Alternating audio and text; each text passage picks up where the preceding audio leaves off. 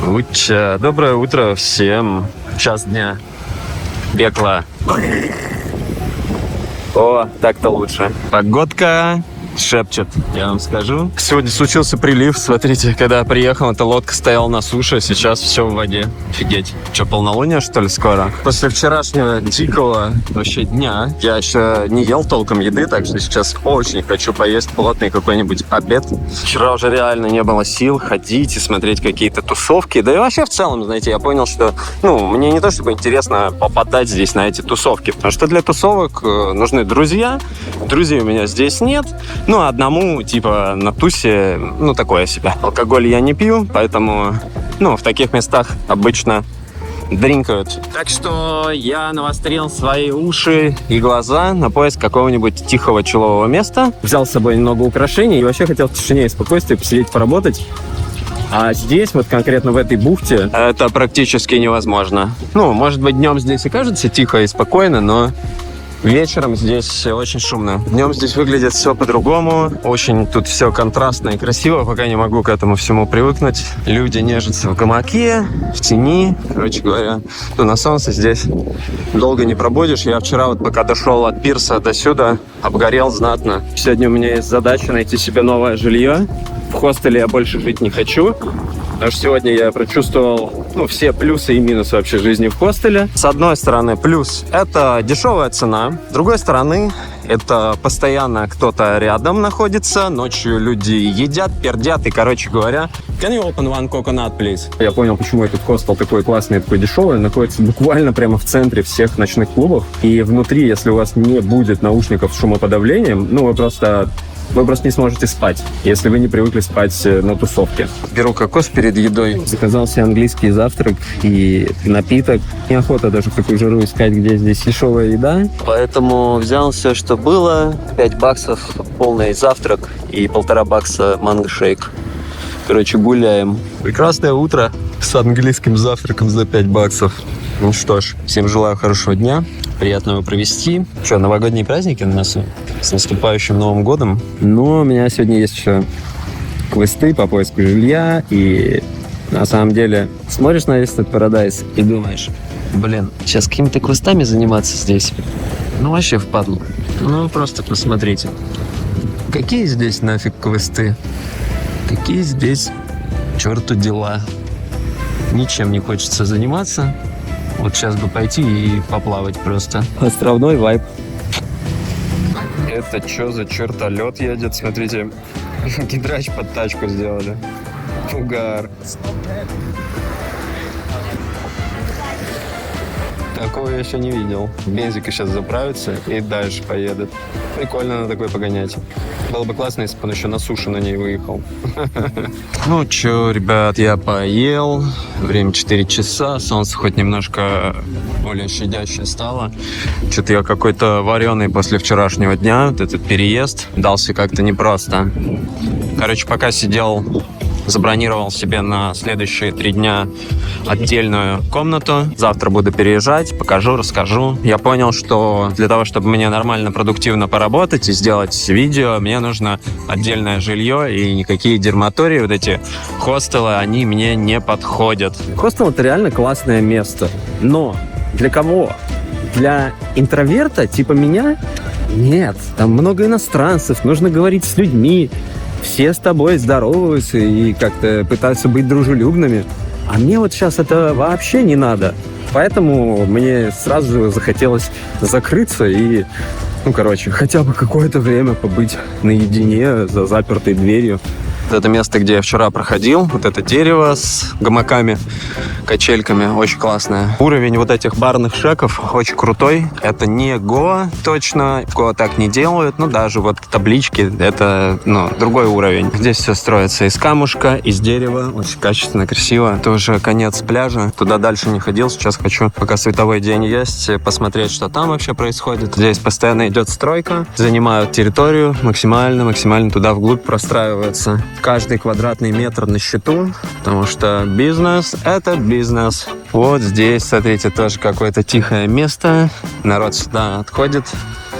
Интровертов сразу видно издалека, ищет какие-то одинокие места, но на этом острове на самом деле они такие есть, но на эти пляжи нужно либо плыть, либо очень долго идти пешком. Но, тем не менее, есть вот какая-то, смотрите, пристань, на нее раз приплыли ребята и чилят там.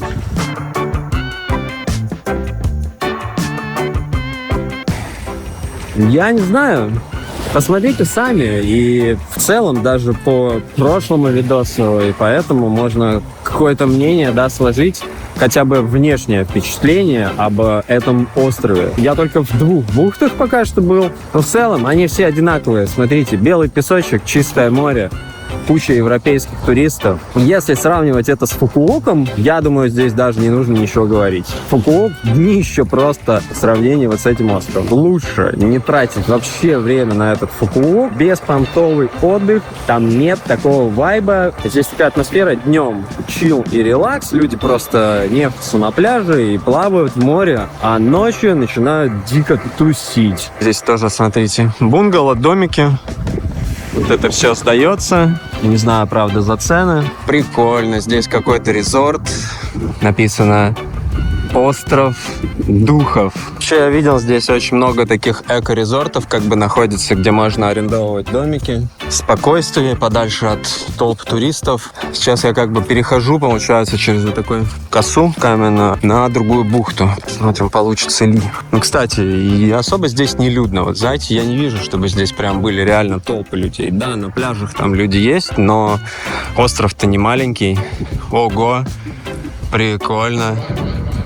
Домики, смотрите, на какой высоте находятся. В общем, по поводу туризма, я тут уже посмотрел всякие вывески. Здесь дайвинг, снорклинг, все, что связано с прозрачной водой. Ну, массажи, соответственно. И вау, блин, ну вот это просто бунгало. Интересно, сколько такое стоит. И частный пляж. Вот это уже другой вайб. Ого. Какой-то теплоходик стоит. Тоже выглядит подзаброшенным, как будто уже не работает. Напротив еще есть какой-то небольшой остров, туда тоже постоянно плавают катера, не знаю, что на нем находится, может быть, какой-то темпл и Сианук-Виль. Знаете, я смотрю на этот город вот издалека и думаю, блин, ну, кому интересно вообще туда ехать, когда здесь вот это...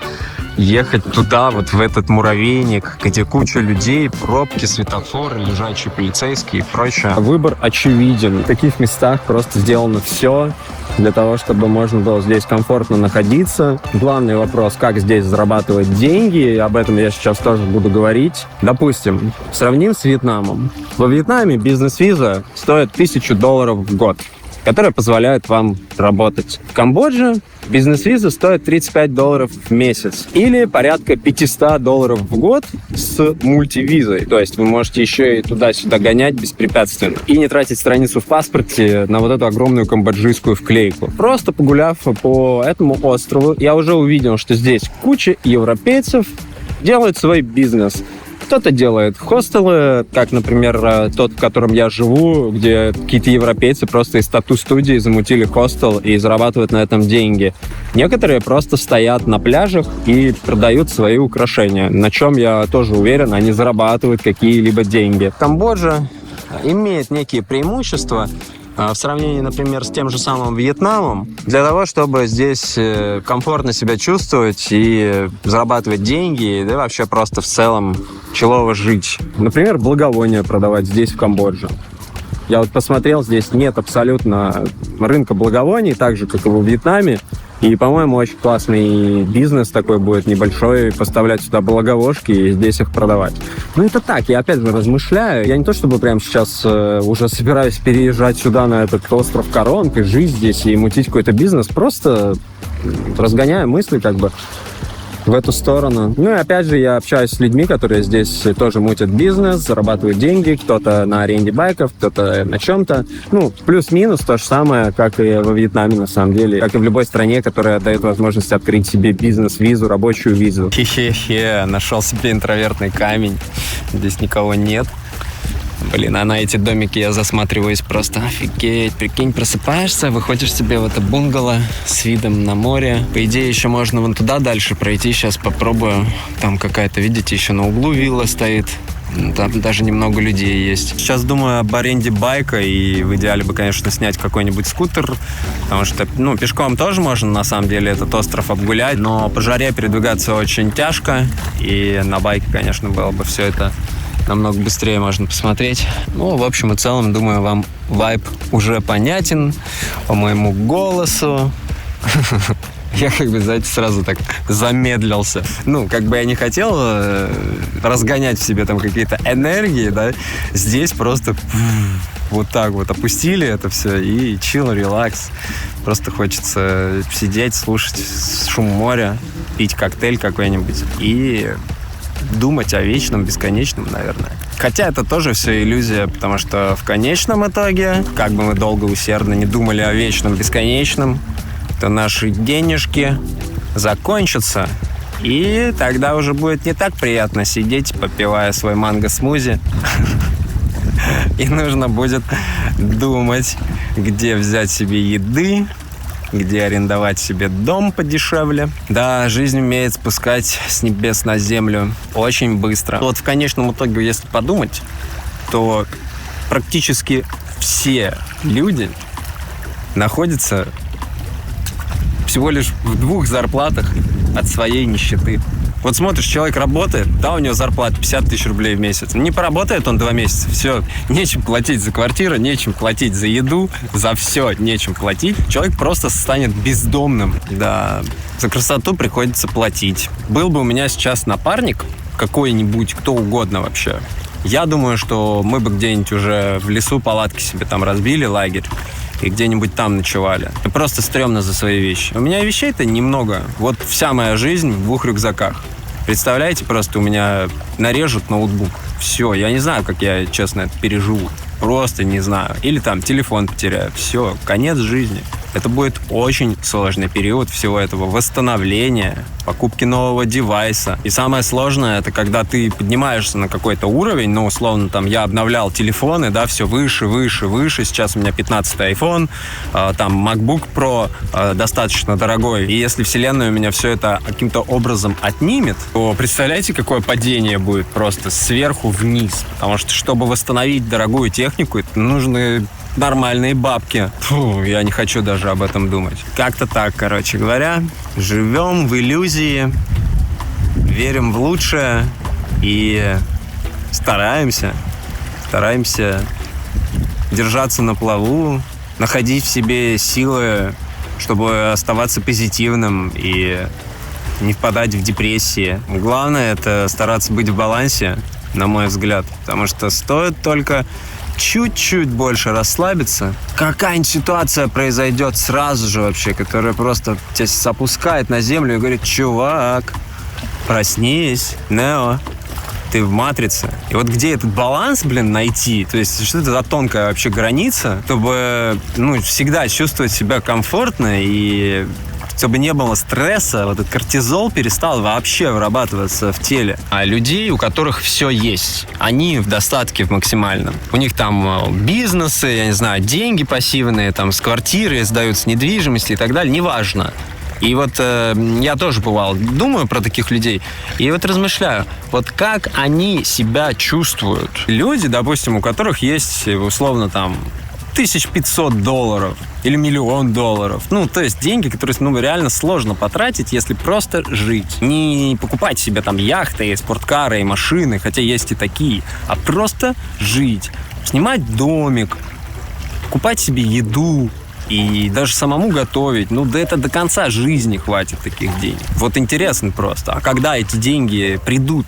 То есть дальше какая гонка начинается? Дальше нужно будет просто заниматься тем, чтобы удерживать эти большие деньги, потому что как только большие деньги появляются, за ними тут же появляются люди, которые хотят эти деньги у вас забрать. Мне почему-то кажется именно так. Короче, не знаю. У меня никогда не было больших денег, и я не уверен, что когда-то они будут. Но вообще интересно размышлять и ставить себя на другое место и представлять, а что бы я делал тогда, куда бы я отправился, а потом возвращаться в реальность и думать, а могу ли я туда отправиться вот сейчас, вот в этом состоянии, не имея ничего. Иногда даже получается так, что можно, да, что не все так дорого, и для того, чтобы приплыть там на райский остров, нужно всего $25, а для того, чтобы здесь выживать, еще сверху $300. Большие это деньги? Для кого-то да, но в общем мировом масштабе мне кажется, что это просто какая-то пыль. Смотрите, какие интересные кратеры я здесь обнаружил. Как вы думаете, от чего это такое образовалось круглое? Похоже, что сюда прям какой-то снаряд упал. Видите, весь камень такой в дырках утыкан. А как по-другому? Это откуда-то на этот камень должна была капать миллион лет вода, чтобы такая дыра здесь появилась. Может, бомбардировка какая-то была? Смотрите, а внутри соль. Можно сюда воды налить морской и на следующий день прийти и просто соль собирать. Соль. Рассматриваю я эти домики и вижу, что они все действительно заброшены. Этот зонтик видно, что с прошлого сезона еще стоит уже такое все подгнившее. Кондиционеры вырваны, отключены.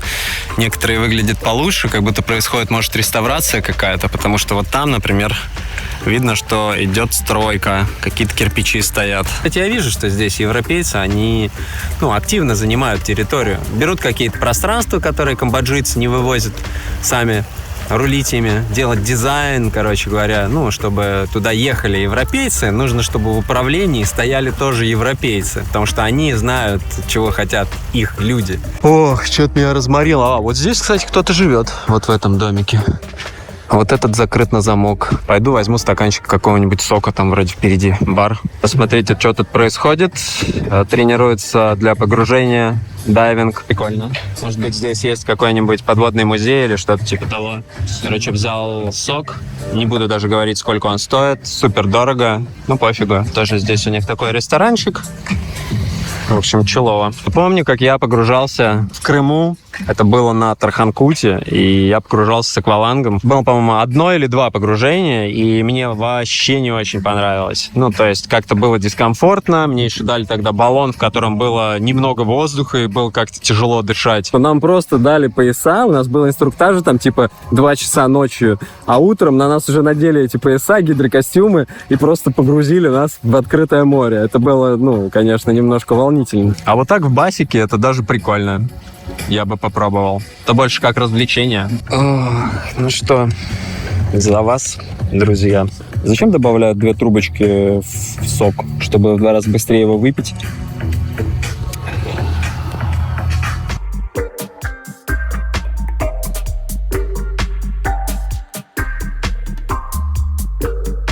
Что-то я засиделся. Скоро закат. Пойду посмотрю, что здесь еще, пока свет какой-то есть. Тоже бунгало продолжаются. В общем и целом, вот этот район очень прикольный. Во-первых, здесь тихо и практически нет никаких туристов. Во-вторых, здесь есть частный пляж. Очень интересная архитектура, вот эти лаосские домики. Самое крутое, что может быть вообще в жизни на острове, это жить где-нибудь в джунглях. Цикады поют, змеи ползают, скорпионы. Короче, все самое классное прямо под ногами. Вон там впереди домики, похоже, как будто они уже заброшены. Да ладно, обезьян вижу. Обезьян вижу. Интересно, а можно шоколад давать? У меня с собой есть сникерс. Вон одна по дому прям лазит. Кстати, я когда в хостеле ночью спал, походу у нас на крышу тоже какая-то обезьяна приходила. Прикольно. Наконец-то животное. Я так соскучился по животным во Вьетнаме. Днем с огнем не сыскать. Вот это лиана. Короче, по ходу дела обезьяны здесь повсюду. Как только увидел одну, сразу же заметил, что вон там они прыгают, и вон там еще. Неплохой домик. Почему это все заброшено? Почему здесь никто не живет? Ух, тут прямо уже... Да, практически все сгнило. Ну понятно, тут опасно. Я надеюсь, пол подо мной не провалится. Опс, что-то тут скрипит. Не, дальше не пойду. По ходу дела это был когда-то резорт. И либо тут стихия какая-то прошлась, катаклизм, может, какой случился. Все разнесло, сломало. Восстанавливать это, походу, стоит очень больших денег. Еще 2 дома тоже заброшенные. О, там еще сверху целый ярус. Пойдем смотреть. Вау. Представляете, когда здесь все это было новенькое, Это дорого стоит вообще. Дом прям возле камней. Ну, как-то вот так надо было заходить. Их как-то то ли подмыло, что ли, я не пойму, потому что, видите, он накоренен. Ну, возможно, здесь, да, было какое-то наводнение. Вот это тоже разнесло практически в щепки. Ну и ну, конечно, здесь разруха. Вообще, на самом деле, вот такие места, ну, бывает, что в них кто-то останавливается, ну, либо бездомные. Вот, смотрите, похоже, да, на то, что здесь кто-то тусуется иногда. Диванчик, выпивка. Короче, да, кто-то здесь чилит. Не мой вариант. Что-то мне везет на заброшенные резорты. И на Фукуоке был один, и здесь сразу же по соседству. Мне нравится местность, то, что здесь до дома нужно добираться по камням. Здесь, смотрите, пополам дом вообще сложился. Просто идет, раз, провалился фундамент. Они, видите, бетонируют, потом еще столбы загоняют. Пол опасный. Крыша тоже уже вся. Но в общей сложности здесь, наверное, домиков 10-15. Половина вообще совсем уже сгнили. Некоторые еще кое-как стоят. То есть все, что на камнях расположено, выжило. А все, что дальше в лесу, напрочь развалилось. Слышу, звуки музыки доносятся оттуда. Это мы сейчас, получается, выходим с одного побережья, с одной бухты, и входим в другую. Ту, куда меня привез катер в самый первый день. По-моему, впереди место, которое называется Гнездо. Это тоже отель, хостел. Вчера там была какая-то вечеринка.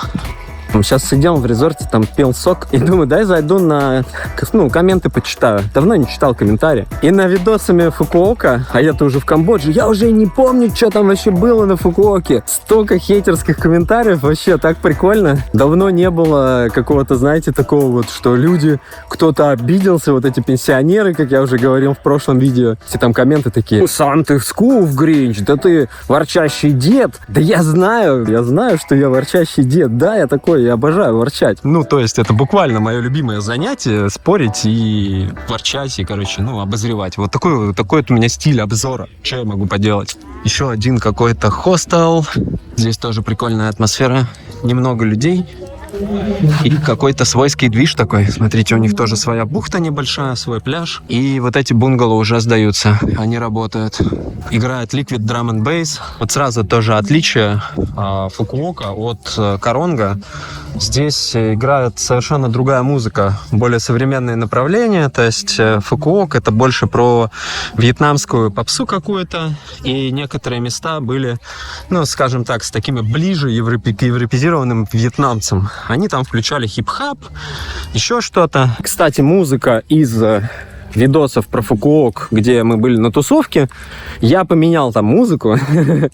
Когда мы были на тусовке, которая там была в честь Гоа, называлась Гоа Пати, я подставил вообще другую музыку. Там играл какой-то, такой себе дип хаус. Не очень музыка была, но лучше, чем в остальном Вьетнаме. В Хэппи Буди тоже, местами играл нормальную музыку, потом раз и резко какая-то странная начинала играть, и я тоже всю музыку заменил. Короче говоря, я всю музыку вообще даже на тусовках поменял, и, получилось не знаю, сказать, достоверно или нет, потому что вайб чутка изменился с моим узлом. Так, проходим дальше.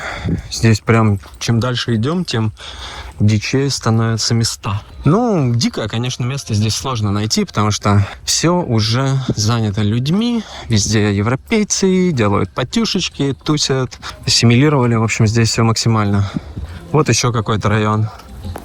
Получается, я вам карту прикладываю. Я прошел вдоль, получается, вот этой бухты, обогнул через лес вот этот участок, который я обходил в первый день по трассе, и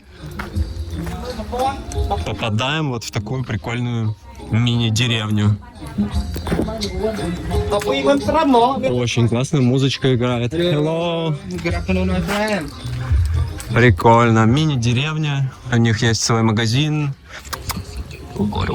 Здесь у них тоже есть бар. Немного домиков сдаются в аренду. Прикольно. Тоже чилово. И вот здесь туристов я пока не увидел. Такое ощущение, что здесь локалы живут, но, может быть, просто немного места у них здесь. То, что я, по крайней мере, смотрел на Агоде, многие места уже были заняты все равно, учитывая, что Новый год. Людей приехало чуть больше. И, я надеюсь, сейчас дальше. Вон он уже там виднеется. Вон он, тот самый пляж. Короче, прикольное место вообще. То есть как-то здесь, знаете, так самобытно. И мы выходим в еще одну бухту. Вот, по-моему, это место, которое называется Гнездо, где была туса, точно. А пляж, о, нифига себе, вон он только впереди виден. То есть туда еще обходить по пляжу. Ну, делать мне особо все равно нечего. Идем разведывать. Вон туда, смотрите, как интересно еще пойти в джунгли. Посмотреть, что же там такое. Я пришел в Гнездо.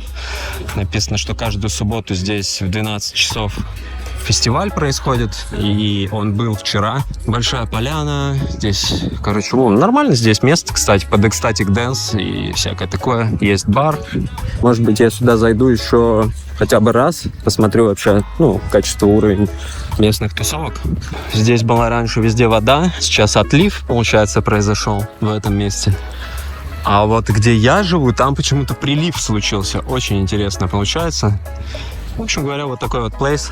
Называется Гнездо, Nest. Наверху вон там есть какой-то плацдарм. Здесь большая сцена, бар. Народ играет с мячом. Короче, все чилят. И заход в воду классный. Гляньте, вообще. Чил. Вот она, главная сцена у них здесь находится. С этой стороны вход. 15 баксов стоит проход. Это еще платное место. Но выглядит прикольно. Люблю вообще дизайн сцен. И сам занимался, делал дизайн сцен. Что за звук у них здесь стоит, хотя бы посмотреть. Нормальная какая-то саунд-система. Самодельная саунд-система. Это всегда приветствуется. Я не знаю, какая здесь музыка играет. Но с такой сцены можно качнуть. Но 15 баксов, конечно, за вход на потюху. Вроде как дороговато. Это должен быть какой-то привоз. Кого-то известного. Причем принимают только кэшем. Мне нравится название местных отелей. Fat Monkey, жирная обезьяна, Lazy Panda, ленивая панда. То есть вот туда в джунгли еще хостелы пошли. Гляньте просто на этих кайфушников. Взяли себе бинбэги, на пляже прям развалились. И наблюдают за всем этим цирком. Короче, пляж тоже прикольный. Смотрите, волейбольная сетка есть. Я не то чтобы фанат вообще какого-либо спорта, но всегда круто, когда есть разнообразие. Офигеть, смотрите, как далеко они зашли. Все, ребята, здесь буду сейчас плавать. Офигенное место. Почти что нет людей. То, что нужно. Интересный момент. Здесь на Коронге очень много мест я видел, которые сдают вот такие тенты в аренду. То есть это, по сути, палатка. Внутри у них матрас. Вообще неплохо выглядит, да? Такая своя собственная палаточка. Ты выходишь с нее, бэмс, и на пляж. По-моему, очень даже красиво. Качельки. Ништяк вообще. Да, парадайз. Других слов пока что, чтобы это все описать, у меня не возникает, если честно. Потому что действительно все это выглядит очень круто. Вайб однозначно чувствуется, вайб крутой. Люди, видно, что это прямо европейские хипаны. Отборные, классные люди, которые любят тусить, качественно отдыхать и не скучать. И специально для тех, кто писал, что это я скуф. Да, я скуф. Но я хочу тусить рядом с людьми, которые умеют отдыхать, веселиться. И в этом месте я реально чувствую такую атмосферу, которая перекладывается и на меня тоже. Но сами посудите, что может быть лучше вообще? Пляж, солнце, море, кокосы, девочки красивые. Ну а так-то все мы рано или поздно скуфимся, да? Потому что, опять же, смотря что с чем сравнивать. Если говорить про людей, которые прям тусят каждыми днями, едят наркотики, бухают и так далее, сколько это можно делать? То есть я через все это проходил, думаю, как и многие из вас. И, конечно, когда уже натусился, мы Гоа прошли. Представляете, что там было? Ох, истории не на один час, не на один день. И после такого, конечно же, многие ищут свой какой-то отдых, свой какой-то идеальный вайб. И я не исключение. И вы, думаю, тоже.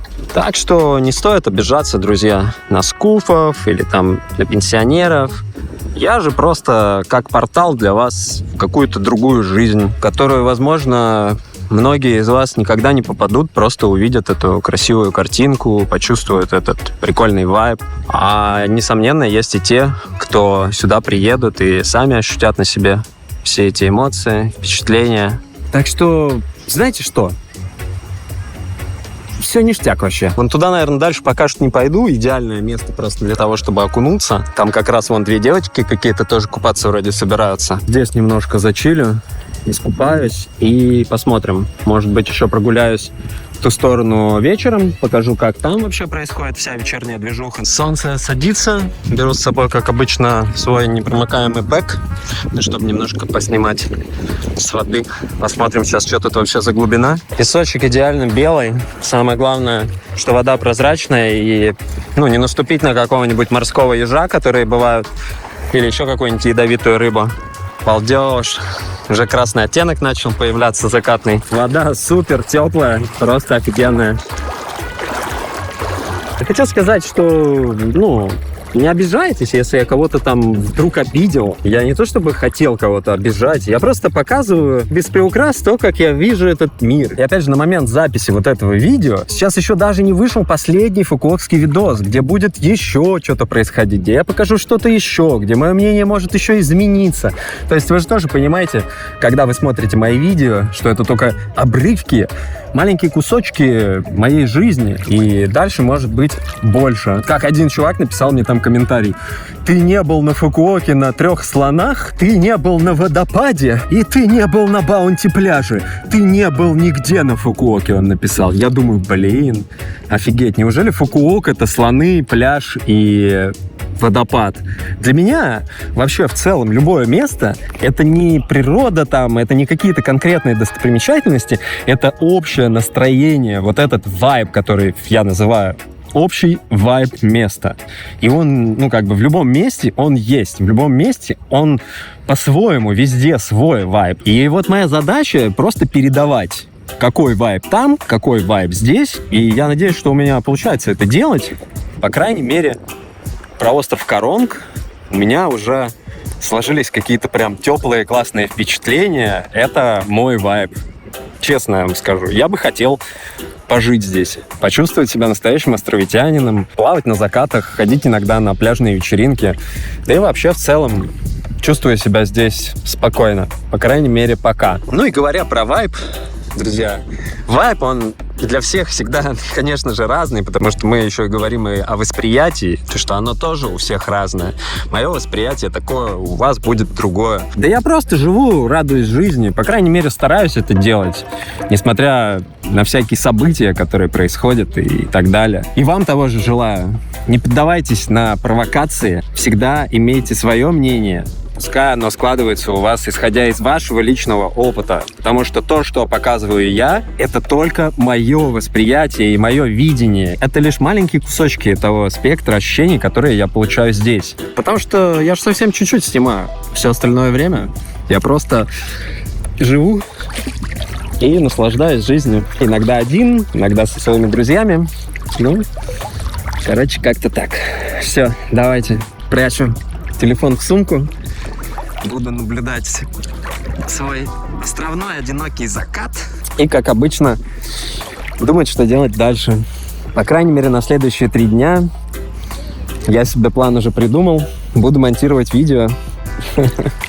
И иногда выбираться плавать на закате. Короче, стандартный набор действий любого островитянина, по ходу дела.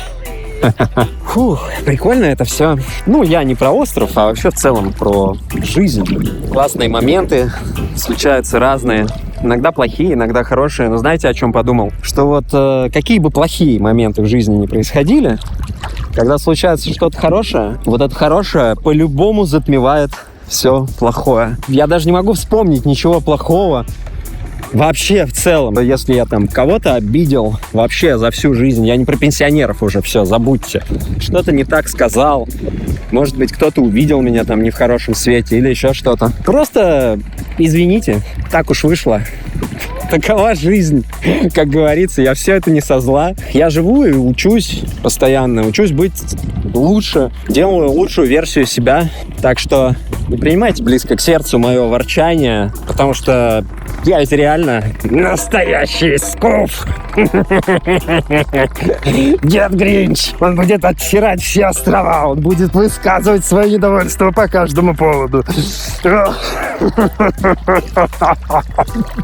Ведь в конечном итоге, народ, вспомните, я уже больше 200 видео на этом канале желаю каждому любви, добра, счастья и света.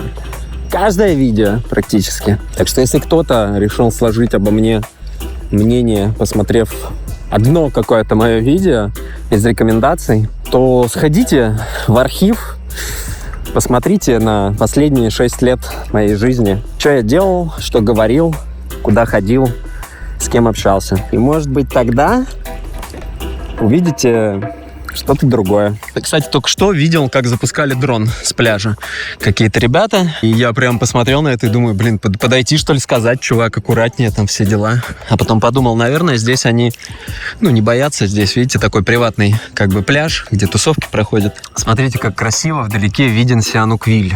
Он как бы скрылся в этих розовых молочных облаках.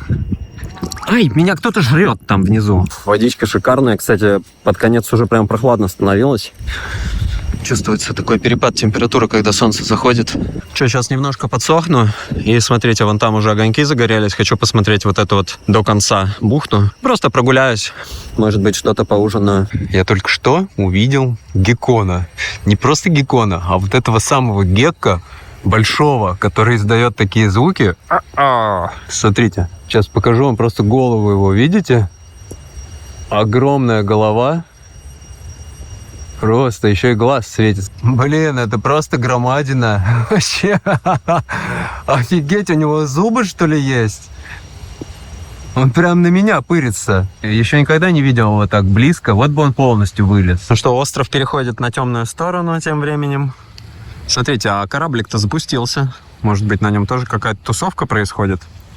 Обратно в любом случае через него пойду. Самое прикольное в этих лагунах то, что есть очень много резортов, например, как вот этот. И видите, между ними ничего нет, потом раз еще один, потом ничего нет, потом раз еще один. И получается, есть вот такие отдаленные как бы резортики. Это даже я не знаю, как можно резортом назвать. Это скорее ресторан, который сдают в аренду вот палатки, например. И можно себе вот такое гнездышко найти здесь, на острове, где комфортно будет просыпаться. Потому что в большинстве, конечно, здесь резорты очень дорогие. Это, прям такого высокого класса бунгало, которые стоят там по $100 в день, а некоторые даже и больше. С той стороны вообще, по ходу дела, супер шикарный закат. Надеюсь, увижу его хоть раз. Здесь еще какое-то уютное гнездо. Фанки Бич, бар. Вообще никого нет. Просто ни посетителей, никого. Там скучает, вон один человек сидит. Вот здесь такое ощущение, что индийский какой-то движ. Индийская вроде музыка играет, и группа людей сидит. Просто возле какого-то шалаша. Прикольно, выглядит. Мне нравится, как все вот эти бары выглядят на фоне заката. Выхожу на финишную прямую по этому пляжу. Смотрите, здесь пляж не особо подсвечен, именно сам пляж, но на нем есть люди.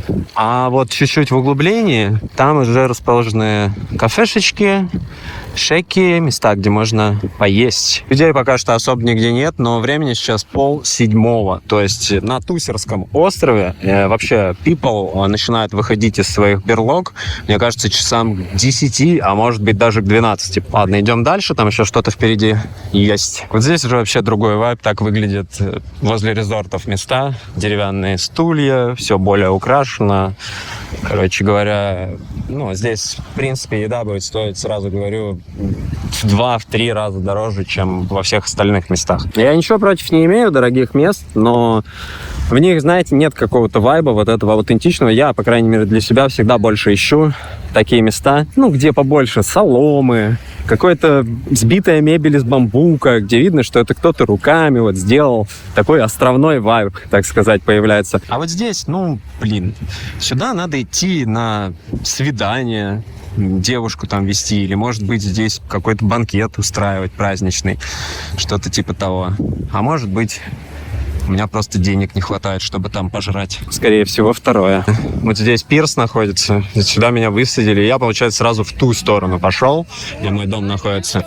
А сейчас я пойду ровно в противоположную сторону до самого конца. Интересно оформленные ресторанчики. И, кстати говоря, по поводу собак. Здесь просто куча собак. Но они здесь большие, агрессивные. И, в общем говоря, здесь они вообще гуляют просто так, без намордников, без всего. Ну, на мой взгляд, немножко опасно. Не знаю, что здесь со случаями укусов и так далее. Когда это прям такие большущие собаки, хочется их, что ли, привязывать как-то. Здесь уже прям новогодняя атмосфера. 2026. Елка стоит.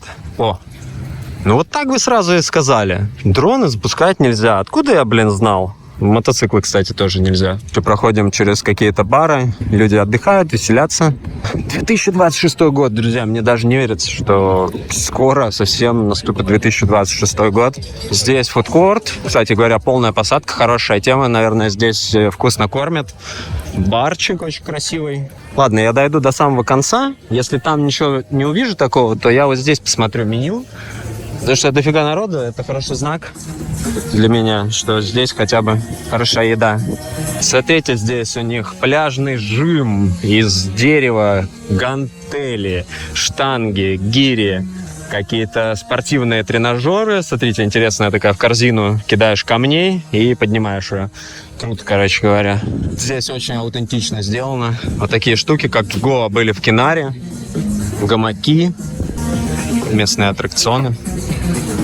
Стол для бир-понга. Почему никто не играет? Фаер-шоу. Я соскучился по фаер-шоу. На Фукуоке всего один раз удалось увидеть фаер-шоу.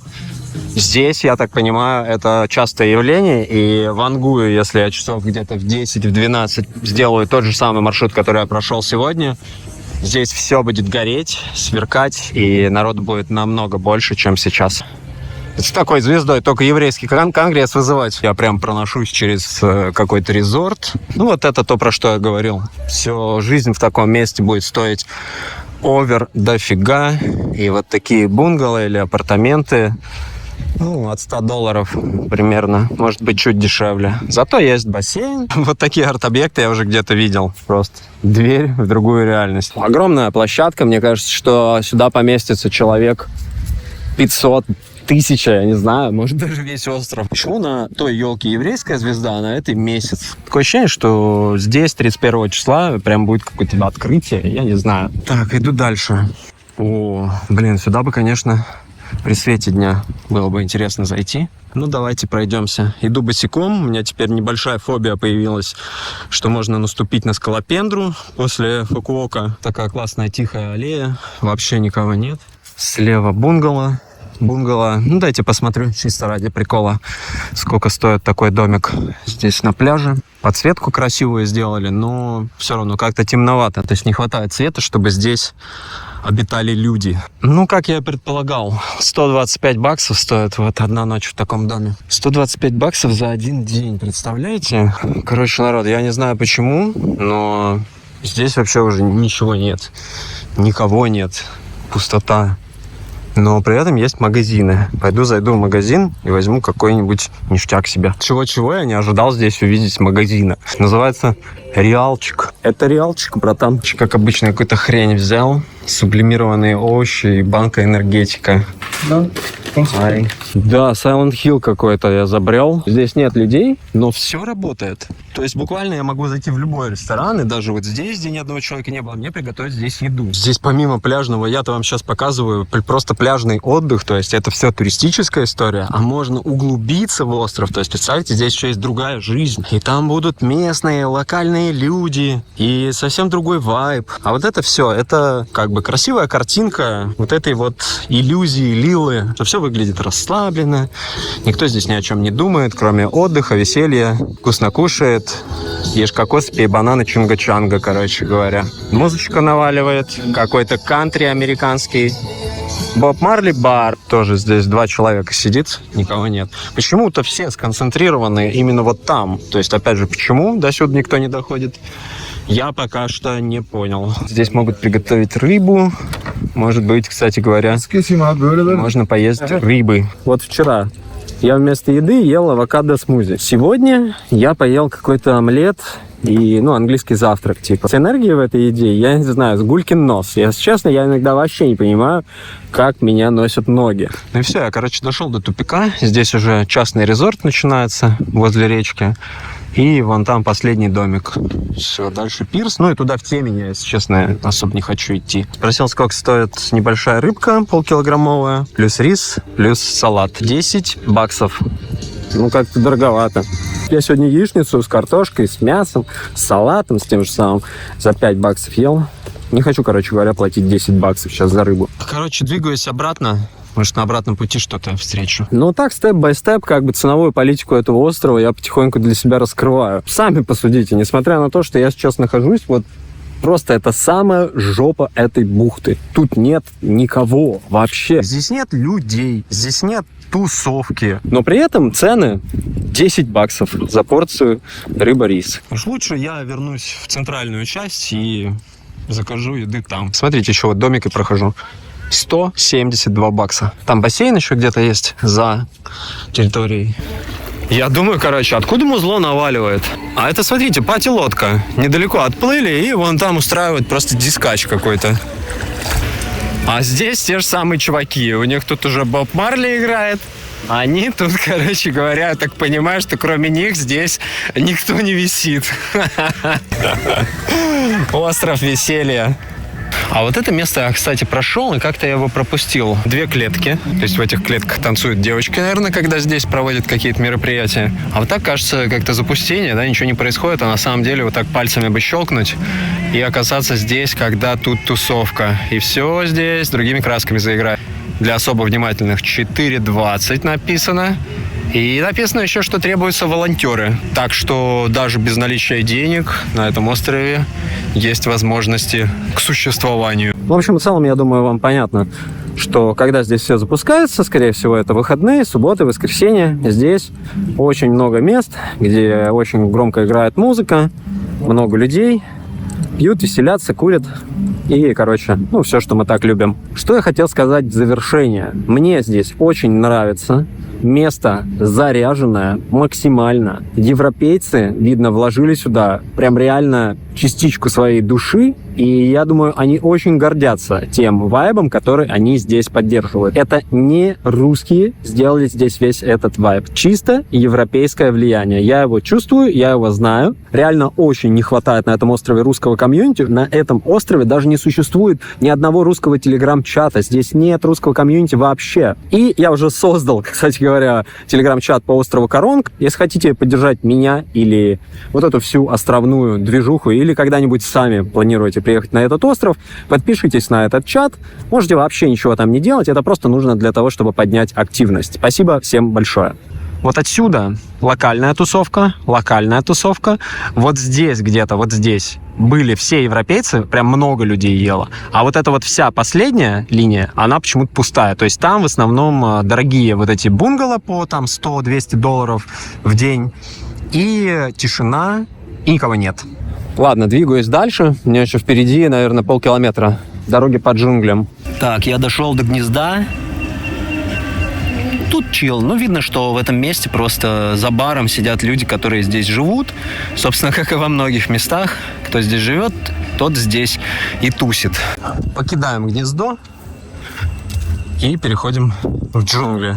Ощущение, что я иду по какому-то фестивалю. У меня вот флешбеки прямо. Идешь где-то от одной сцены, переходишь к другой, наваливает музло, как минимум с 3 сторон. Что там впереди, я не знаю, потому что, мне кажется, пока я бродил в другую бухту, там тоже что-то могло поменяться. Хожу в эту деревню локалов. Кстати, прикольный вот этот бар, тоже практически никого нет. Своя движуха какая-то происходит вообще. Деревня, одним словом. Бухты, которые заняли хиппи, устроили свою движуху и просто живут. Ребята играют в бильярд. Кстати, здесь в Камбодже тоже любят играть в бильярд. Очень забавно, я как будто проношусь через какие-то такие разные миры. Они разные по дизайну, но они похожи по вайбу. В этом пространстве чувствуется такая аура дружелюбия. Здесь тоже очень приятная такая спальная атмосфера. Тихо, люди отдыхают уже. в своих уютных домиках, джунглях. Здесь тоже какая-то полузаброшенная база. Пока что. Так понимаю, что раньше здесь совсем другой движ был. А вот он, прям под боком, тусовочный корабль. На пирсе кто-то рыбачит. Такое ощущение, что этот корабль уже, может быть, даже не на ходу, я, конечно, могу ошибаться, а люди просто его пришвартовали, включили музыку, и, может быть, на нем какие-то вечеринки даже проводят. Вижу наверху небольшую сцену, но только почему-то нет людей. Блин, это выглядит очень психоделически. Я не знаю, передается ли это все через камеру. Вообще, в целом, эта атмосфера имеет какой-то такой особый флер, который добавляет к состоянию вот этого сюрреализма какого-то, психоделии. И при этом это все балансирует вместе с красотой природы, с голубой вот этой бирюзовой водичкой. Вау. Даешь обзорную экскурсию по психоделическому лайнеру. Все на борт! Кстати, можно съехать сверху, прям вниз. Так, я пытаюсь узнать, кто вообще всем этим владеет и почему здесь нет людей. Какого-то чувака вижу впереди. Hi, brother. Hey, you wanna get up? Yeah, can I go and shoot it? Заинвайтил меня вот этот пират европейский. Говорит, проходи, снимай, делай, что хочешь. Вау, офигеть. Я сначала подумал, что это куст травы. Прикольно. Целый лайнер. Слушайте, здесь внизу ресторан. Сейчас по-быстрому посмотрю, что внизу. Конечно же, никто ничего не готовит. Выглядит это все запустелым. Мне кажется, что они еще не запустили всю эту движуху полностью. Сезон, мне кажется, что тут может прогреметь прям хорошая такая тусеечка. Вторая палуба. Тоже пусто. Здесь, я так понимаю, бар. Чувак рассказывает, что у них в планах сделать здесь тусовки, мероприятия. О, прикольно. Я люблю такие места, это необычно. На кораблях я еще не тусил. И поднимаемся на мейн. Это мейн. Вау. У них здесь проектор. Что-то они... смотрите, через 15 минут начнется кино. Что, я попал прямо на киносеанс? Это прикольно. О-о-о. Отсюда все выглядит совсем по-другому. Хочу прийти сюда еще. И, конечно же, вот эта горка. Блин, очень хочется с нее прокатиться. Вот это место просто вау. Это просто обыкновенный корабль, но...